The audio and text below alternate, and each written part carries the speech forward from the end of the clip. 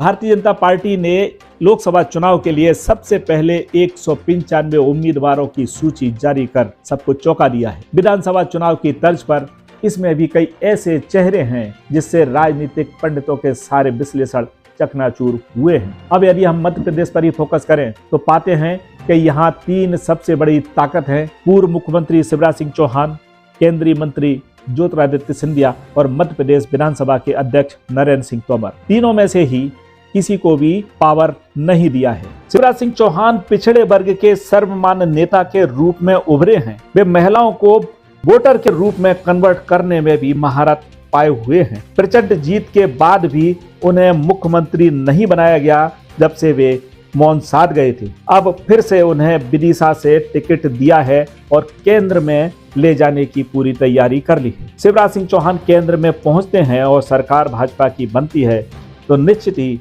उन्हें एक बड़ा मंत्रालय मिलेगा। भाजपा ने सेकंड लाइन पर काम करना शुरू कर दिया है। आगे यदि कांग्रेस जातिगत जनगणना को या जातिगत मुद्दे को आगे बढ़ाती है तो केंद्र में शिवराज सिंह चौहान को प्रधानमंत्री बनाकर पिछड़े वर्ग को साधा जा सकता है। इससे कांग्रेस को कमजोर किया जा सकता है।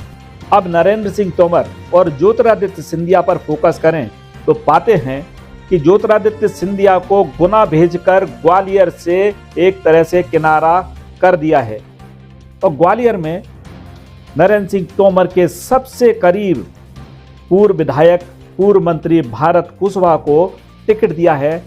इसी प्रकार मुरैना से शिवमंगल सिंह तोमर और भिंड से संध्या राय को टिकट दिया है और ये दोनों टिकट नरेंद्र सिंह तोमर के खेमे के माने जाते हैं। ऐसे देखें तो नरेंद्र सिंह तोमर का भी कद बढ़ाया है, सिंधिया को गुना भेज दिया है।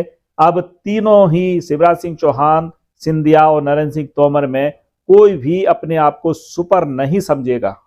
अब ग्वालियर की बात करें तो पाते हैं कि भाजपा ने जातिगत समीकरण साधने का पूरा प्रयास किया है। भारत सिंह कुशवाहा पिछला चुनाव हार गए थे, उसके बाद भी उन्हें लोकसभा जैसा बड़ा टिकट देकर सबको चौंका दिया है। इसके पीछे माना यह जा रहा है कि ग्वालियर दक्षिण, ग्वालियर ग्रामीण, करेरा में कुशवाहा समाज बहुतायत में है। भितरवार में भी काफी संख्या में कुशवाहा समाज है। यह समाज एक तरफा वोटिंग के लिए जाना जाता है। ग्वालियर में कुशवाहा समाज कई वर्षों से भाजपा के समर्थन में वोटिंग करता रहा है, इसलिए यह सीट पक्की मानी जा रही है।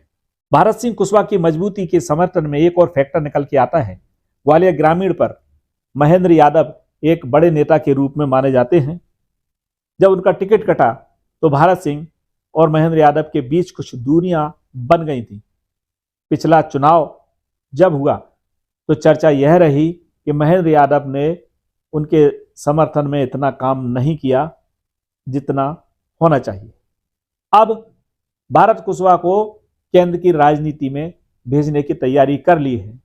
ऐसे में महेंद्र यादव अब विरोध नहीं कर पाएंगे क्योंकि वे सोचेंगे कि अब उनकी राह विधानसभा के लिए आसान हो गई है, यानी कांटा स्वतः ही निकल गया है।